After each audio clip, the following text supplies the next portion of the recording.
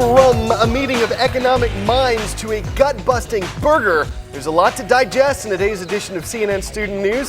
Here to walk you through it all, I'm Carl Azus. The eyes of the world are on the G20 meeting taking place in London, and that is where we begin today's show. As we mentioned yesterday, this is a group of 20 of the world's leading economic powers. British Prime Minister Gordon Brown is playing host to this conference, but the president of France stole the spotlight before it even began. Reports on Wednesday said he was considering walking out if the meeting didn't address his concerns about reforming worldwide financial practices. It's not the only bump in the road on what's widely seen as an uphill climb. Will the meeting of the G20 solve the global recession? Not likely. But that's not stopping British leader Gordon Brown from giving success a shot.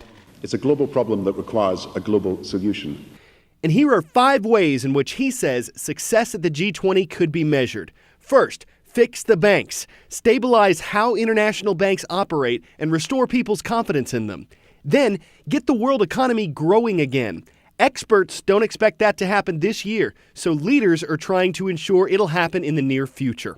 Next, support developing countries. As we come out of this recession, places like Russia, China, and India are likely to have even bigger roles in the world economy, so they should be regarded as future power players. Also, prevent protectionism, which discourages international business, and promote global trade, which encourages it, getting money flowing between countries. And finally, help poor countries. Even as rich nations are suffering too, Prime Minister Brown believes they should still honor their commitments to those less fortunate. In essence, keep the poor from getting poorer. Now, you might notice that all of this encourages member nations to spend money, and not all leaders agree this is the way to tackle the problem. Germany and France, for example, want less money spent and more tough rules put in place to prevent this from happening again. And others are reluctant to follow the U.S. and Britain because those two countries have little money left to spend themselves. So coming to an international agreement is yet another challenge the G20 faces. Well, as you just saw from those last pictures, the members of the G20 aren't the only ones gathering in London. Protesters, thousands of them, have flocked to the British capital. Some are demonstrating over the environment, some against various military conflicts. Many are speaking out about the global economy, and not just speaking. Here you can see protesters smashing the windows of a branch of the Royal Bank of Scotland. It was closed yesterday because of concerns about the demonstrations. 3 people were arrested after the incident. Many protesters expressed their anger about how world governments have addressed this financial crisis. Phil Black was at another site that drew a lot of attention. This is just outside the Bank of England, where several protest groups have converged, having marched through London's financial district. And a group of police have just had to make a tactical retreat. I just want to show you this over here. All those police officers you see scrambling over fences there, they were at one point dividing 2 groups of protesters. Protesters challenged those lines and the police had to fall back. There are several hundred people here. I'll try and give you a 360-degree view now. Space is very limited. Borrow my camera and we can pan around. You can see this is the forecourt outside the Bank of England. There's a few hundred people in pretty much every direction, and they've been penned in pretty tightly, which appears to be the police strategy. With the protesters, well, they don't like it. Phil Black, CNN, London. Time for the shout-out. What country does this man lead? If you think you know it, shout it out. Is it France, Italy, Greece, or Russia? You've got 3 seconds. Go!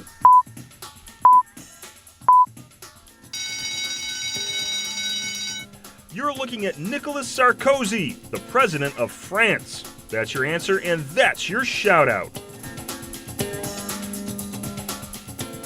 Of course, President Sarkozy is also a member of the G20, but if you had a little trouble identifying him just by his picture, you are probably not alone, and neither is he when it comes to how well we know world leaders. Stephen Harper, who? Felipe Calderon. Say what? Richard Roth hits the streets to gauge people's guesses about the G20. What is the G20? I have no idea. The G20? I don't know. The G20 wasn't gee whiz to some Americans. The G20 is a summit of leaders Gather together to decide on economic and environmental issues. World visitors get to stay. It's the 20 industrial nations that meet and, I guess, basically decide our fate. But just who are these guys and gals? That's Angela Merkel. Who is this man? You know, I always see on TV, I'm like, I can get these. I do not know who this man is. Who is this? Sylvester Stallone, is it? No, that's not Sylvester Stallone. That's Sarkozy, the president of France. Oh, well, we know your president. Maybe his wife calls him Rambo when we're not looking in the Champs-Elysees. That is the Prime Minister of Great Britain. So many leaders, hard to keep up. Whoa, that was the Mid-video. that was the Russian president who almost fell off down Fifth Avenue. That is the dictator of Venezuela. No, it's the Prime Minister of Italy. Manmohan Singh. All right, you got that cold. Where are you from? I'm Indian. Next. He's the Indian president. Oh yeah, wise guy. What's this? He's the Japanese. He's the Chinese guy. Yeah, no, Secretary General Ban Ki-moon. Next. Bye-bye. One leader was recognized by everyone. You don't know Gordon Brown? Where are you from? Gordon Brown, right? Where are you from? Gordon Brown. Where are you from? Hu Jintao of China. Your reporter wasn't perfect. That man is an important international leader. I didn't. Wait a minute. There's always that cat-loving Prime Minister of Canada, Stephen Harper. Good-looking cat. Well, I think we've all learned something, haven't we? Yeah. Richard Rolfe, CNN, New York.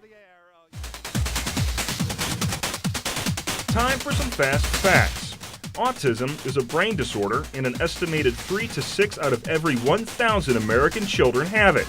Symptoms are diverse, but people with autism usually have problems in 3 areas: language, social interaction, and behavior.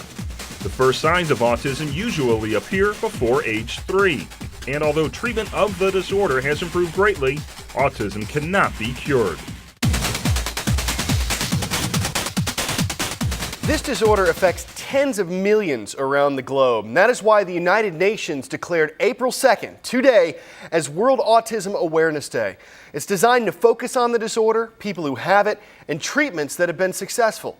Given that people with autism struggle with language and how to interact with others, a classroom environment can present some challenges. But Judy Fortin introduces us to one teacher who aims to overcome them. Look, how many? Two ice creams. Good. Stephanie Waldrop has spent the past 5 years teaching children with autism. She says there is no lesson plan that can prepare her for any given day. We come in here in the morning not knowing kind of what the day is going to hold, so you kind of have to be really flexible about the stuff that you do in the classroom. Waldrop and her assistants try to help the students achieve certain goals involving language, behavioral, and social skills. We have kids that come in aren't able to talk at all that now can run on simple conversation. So knowing that you'll get there eventually is really exciting and gratifying. Catherine Trapani of the Marcus Autism Center in Atlanta says teachers like Waldrop have their eye on the ultimate measure of success. To develop skills to get children out of this setting and into community-based settings. Trapani concedes because of stress and physical demands on the job, there's a high burnout rate among teachers. But Waldrop thinks she has what it takes to go the distance. If something's not working, you just kind of have to be creative and kind of find something new. Dr. Martin Luther King Jr. was a living symbol of the American civil rights movement, and this weekend marks the anniversary of his tragic death. The CNN documentary Eyewitness to Murder examines Dr. King's assassination. It airs this Saturday and Sunday at 8 p.m. Eastern on CNN. You can find our curriculum guide for the program at cnnstudentnews.com. And finally today, it's not exactly a place for salad and asparagus, but then you don't expect food at a ballpark to be all that healthy. This, however, is a whole new ball game. Feast your eyes on the Fifth Third Burger. 4 pounds of patties, 5 slices of cheese, a cup of chili, and a heaping helping of salsa and corn chips. Because why would you want to eat chips with your burger when you can eat them on your burger? Sure, it costs about $20, but for all that food, you can't really have a beef with the price. So we will see you again tomorrow for CNN Student News. I'm Carl Azus.